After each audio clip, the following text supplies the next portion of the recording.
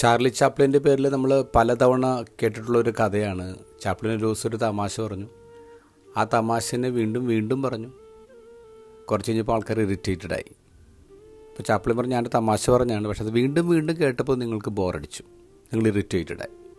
അങ്ങനെ ഞാൻ നിങ്ങളോട് കാര്യം ചോദിക്കട്ടെ, നിങ്ങൾ എന്തിനാണ് പിന്നെ ഒരു ട്രാജഡി തന്നെ വീണ്ടും വീണ്ടും പറഞ്ഞുകൊണ്ട് നടക്കുന്നത്, ഒരു സങ്കടം തന്നെ വീണ്ടും വീണ്ടും പറയുന്നത്? അത് ഈ കോമഡിയേക്കാൾ ബോറല്ലേ?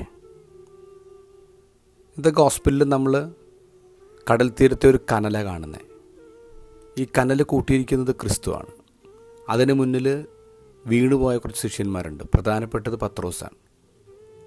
പത്രോസിനെ ക്രിസ്തു വീണ്ടെടുത്ത ഇടമാണ് ഈ കനൽ. ഞാൻ നിന്നെ സ്നേഹിക്കുന്നെന്ന് 3 തവണയാണ് പത്രോസ് ഏറ്റു പറയുന്നത്. കടലിൻ്റെ പ്രത്യേകത എന്താ? കടലിലേക്ക് എന്തിട്ടാലും അത് തിരിച്ചുകൊണ്ടെന്ന് വരും. അപ്പോൾ അത് വീണ്ടെടുപ്പിൻ്റെ ഇടമാണ്. വീണ്ടെടുപ്പിൻ്റെ തീരത്താണ് ക്രിസ്തു പത്രോസിന് വേണ്ടി കനൽ കൂട്ടിയത്. പത്രോസ് ആ കനലിൻ്റെ ചൂടത്താണ് ഇരിക്കുന്നത്. ഇതേ പത്രോസ് തന്നെ വേറൊരു കനലിൻ്റെ ചൂടത്തിരുന്ന ആളാണ്. അത് കോടതി വളപ്പിലെ കനലാണ്. കോടതി വളപ്പെന്ന് പറഞ്ഞാൽ വിധിയുടെ ഇടമാണ്, വീണവരുടെ ഇടമാണ്, വീഴ്ചയുടെ ഇടമാണ്. അവിടെ ഒരു പരിചാരക പെണ്ണിൻ്റെ മുന്നിൽ പത്രോസ് 3 തവണ വീണുപോയി.